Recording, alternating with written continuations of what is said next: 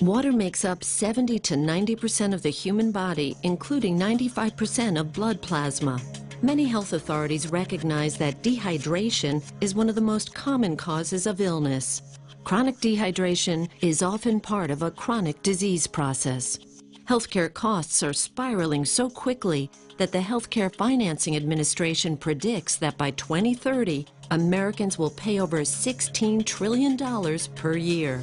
Recently, the World Health Organization ranked the U.S. 37th best in the world in healthcare system performance. Consumer unease with U.S. healthcare grows, and it's no wonder. Americans are rapidly becoming the heaviest people on Earth, with overweight Americans now significantly outnumbering those who maintain a healthy weight. Enagic Incorporated, a Japanese company founded in 1974, is trying to make sure that you don't end up being one of these statistics. Enagic has a technology that turns ordinary tap water into Kangen water. Enagic's flagship product is the Leveluck SD501. This amazing water is a highly energized alkaline water produced with a continuous ionized electrolysis water generating system. Enagic is ISO 9001, ISO 14001, and ISO 13485 certified. Along with these certifications, Enagic is a proud member in good standing with the Direct Selling Association. Other awards include the prestigious International Earth Environment University Environmental Award, awarded to select companies for outstanding achievement in environmental services. Kangen water has 3 important properties that distinguish it from regular water. These properties are the antioxidant value, alkalinity, and microclustering property. In the next few minutes, you will learn about each of these properties, as well as other important benefits to having an Enagic ionizer in your home. Oxidation is the rust on a pipe or the breakdown that occurs when you cut an apple and it turns brown. Antioxidants slow down or stop that process and are found in many fruits and vegetables from Mother Nature. The Japanese call this Kangen water. Kangen translates to return to origin. This antioxidant property of Kangen water can be measured with an ORP meter. This digital meter measures the oxidation reduction potential. A positive reading means it is oxidizing, whereas a negative reading means it is not oxidizing or an antioxidant. Let's look at the ORP values of some of the most popular beverages on the market today and compare them along with Kangen water. Go ahead and clean that off now. And when we get our first one, let's go ahead and see what that reading is right there. We've got about a positive 363. We'll go ahead and go into the next one here. Let's get that all cleaned off. Bring that right there. And let's see, what are we getting there for a reading? A positive, what, 292, pretty good, 296. I think we're going to go over 300. So we'll go ahead and we'll go to the next one there. Now remember, these are positive numbers. We're looking for a negative number. So this means that all of these are actually oxidizing substances to our bodies. So we'll go ahead and we'll go in here to the vitamin water. And we've got what? A positive 214. Go ahead and put that back in the clean water. Now we'll get over here into the Dasani and we'll see where the Dasani registers. Now the Dasani is a positive 100, 168, 172. As you can see, it's continuing to climb. We're going to be over 200 here in a moment. That's going to continue to go up. We'll go ahead and just clean that one off. And we'll come back here and we'll check the Aquafina. The Aquafina, we've got a positive, look, it looks like about 150 thus far. It's going to keep on going. We're up to about 180. And I think as we sit and watch it, it's going to be the same as the Dasani. It'll continue to climb to over 200. We'll Go ahead and bring this over. In fact, I'm going to skip and come right over to the tap water, and we'll come back and do our Kangen water. Now the tap water has a positive 300, what is that number now? 325, 334, over 350. I think we'll find that'll continue to climb to well over 400. And as we sit and watch that go, I think you're going to see that it will. So we'll go ahead and we'll move on to the next. We're going to come back now and let's see what the Kangen water, the 9.5. Go ahead and put this in here. Now what we're looking for here is a negative number, and I think you can see right now we are at a minus 349, minus 350. You know, we're riding right around the 349, 350. So minus 350, that is a huge change. Enagic ionizers producing Kangen water had the only beverage with a negative reading and the only one with a powerful antioxidant property. In its natural, healthy state, the human body is slightly alkaline. The majority of beverages being consumed today are acidic. To help yourself maintain alkalinity, you should drink less beverages that are acidic like soda and bottled water, and more beverages that are alkaline. Kangen water is your best choice. Let's look at the next property, the alkalinity.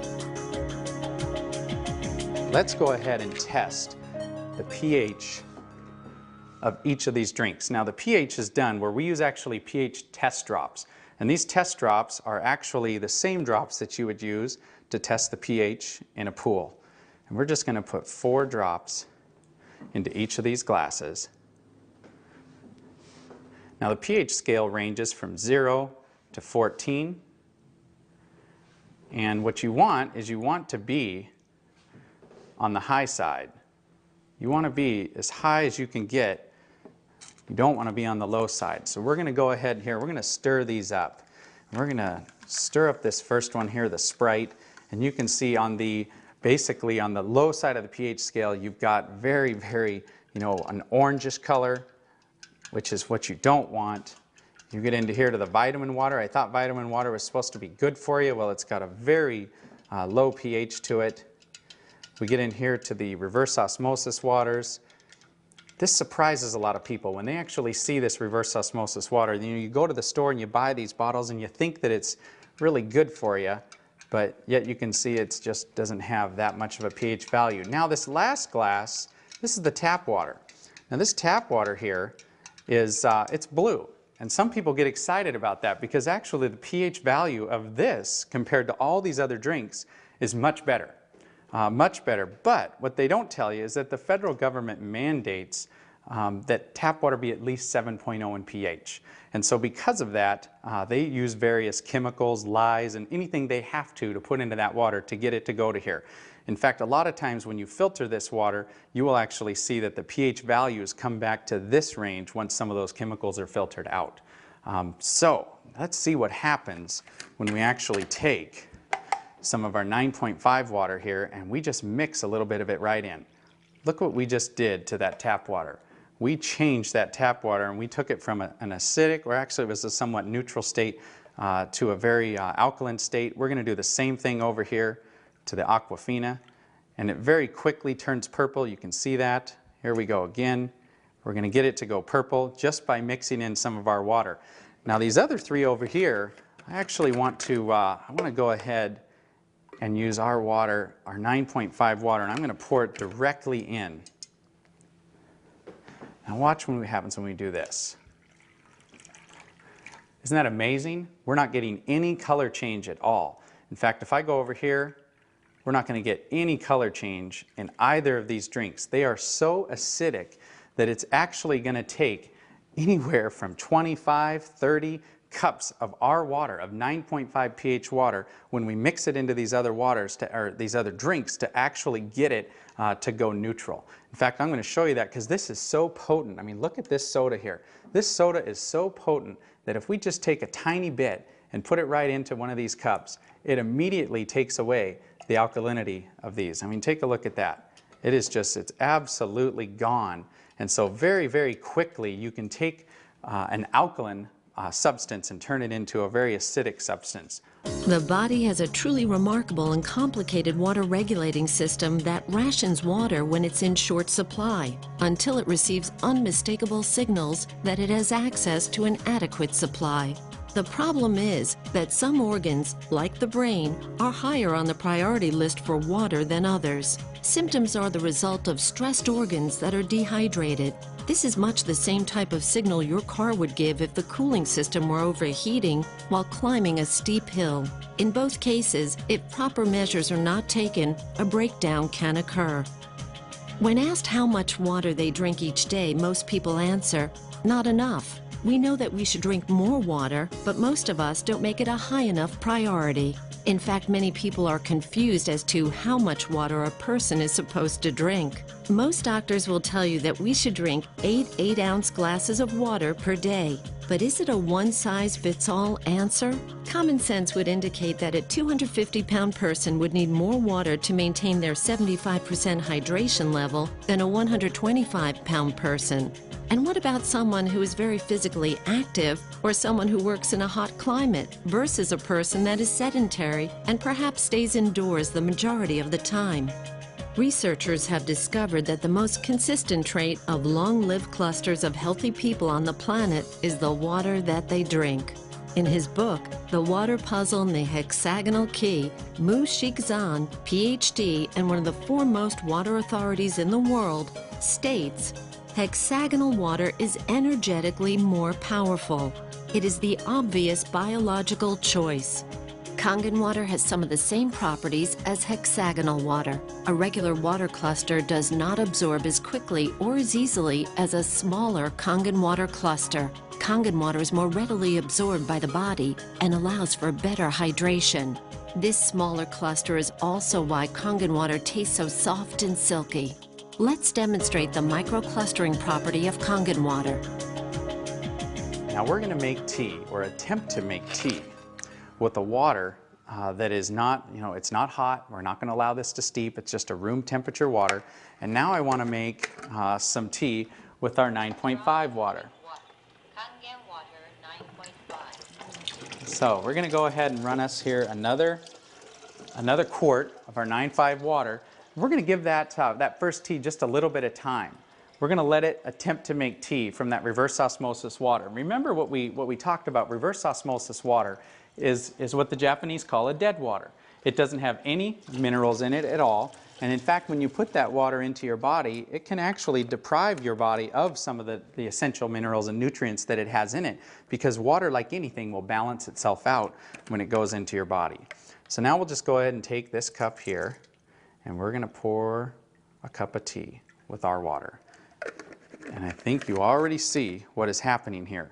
We have got tea. What I want to do is I want to give this one a little spin. We'll give this one just a little spin here. We'll just stop. Look at that. You've got two different cups here, same tea bags. One is obviously having a hard time making anything, and you've got this one here which looks like a perfectly good cup of tea. Now what's amazing about the microclustering properties is it actually will multiply the amount of nutrients that you're putting into your body and actually enable your body to use those nutrients. So as I slide this next tea bag over, watch what's going to happen. I can take this tea bag now and I can come over here and I can make another cup of tea. How about that? I mean, this property alone is amazing. For folks out there that like to drink coffee, you can go ahead and make your coffee, and you can use about half the coffee beans that you would normally use and get just as good a cup of coffee. And look at this. There's another cup. I think we could go on and on here and make anywhere from 15, 20, 25 cups of tea off of one tea bag. And there's actually nothing wrong with this at all. This is a fantastic tea, and it tastes exactly like green tea should taste, and yet it's just regular room temperature water. Let's come back over here to this little guy and let's see what's going on here. He's having a hard time getting started. I don't know too many people that would actually want to drink that cup of tea, but take a little look though. I don't think there was anything wrong with the tea bag. The problem was the water. Many healthcare experts now recommend that you drink a minimum of 1/2 of your total body weight in ounces of water each day. One reason that people don't drink enough water is that all too often water just doesn't taste very good, so we drink other beverages instead of plain water. Unfortunately, many of these beverages are polluting our internal environment and reducing our body's thirst mechanism in the process. This problem has led to one of the largest new industries in America, the bottled water industry. Let's take a look at just one company to see what's happening in this growing industry. Coca-Cola has 30 plants across America bottling their Dasani water. The source of this water is the local municipality. And for your information, the FDA does not require that purified or bottled water have the source of the water listed on the label. This filtered water is then placed into plastic bottles and shipped all around the world. But even if this were the answer to our drinking water problem, it just created another major problem: plastic bottles overrunning the landfills of our nation. The bottling companies want us to believe bottled water is the answer to our water problem, so that we will continue to buy it. Bottled water has now become the second largest beverage segment behind soft drinks. Bottling companies are even trying to make consumers believe by having the word water on the label somehow makes it good for you. Having an Enagic ionizer in your kitchen when you're preparing food will transform your meals from ordinary to extraordinary. From washing your fruits and vegetables, cooking, baking, preparing soups, and more. When you cook with Kangen water, it will bring out the flavor of all your ingredients. You can also remove chlorine from your water and keep it out of your food as well. Everyday Kangen. Let's prepare some vegetables and take a look at what's being found on our food and in our water. In this jug, we have an 11.5 pH water that comes out of the machine. When we come over here and we set it at the 2.5 setting, we actually make an 11.5 water. And just to show you what it looks like any other ordinary water. What I'm going to do here is I'm just going to go ahead and fill that first cup up. Just pour that right there. And now for the second tomato cup, what we're going to do is I'm just going to go ahead and use just some regular bottled water, because I think a lot of us are starting to learn. I mean, it doesn't take a genius to see what's being talked about in the news, all the different chemicals that we're finding in our tap water. And so now let's remember that this one on the left, we're going to set this right here. In fact, I'm going to put this jug right here so we remember. And this one on the right, we're actually going to test the chlorine, the amount of chlorine that we have in this tap water. So we'll put 4 drops there. We'll go ahead and stir this up. And that yellow color, you can see, is a ton of chlorine. That is a lot of chlorine, and of course that chlorine's put in there, I guess, to protect us, but I certainly don't want to put this chlorine into my body. But here's what happens when we go down to the store and we buy a fruit or a vegetable or whatever it is, and we decide to wash it off. We would normally put that right under the tap. Well, we're going to show you what happens when you do that. Now we're just going to give this a little stir, just like we would. And if you do that, watch what happens here.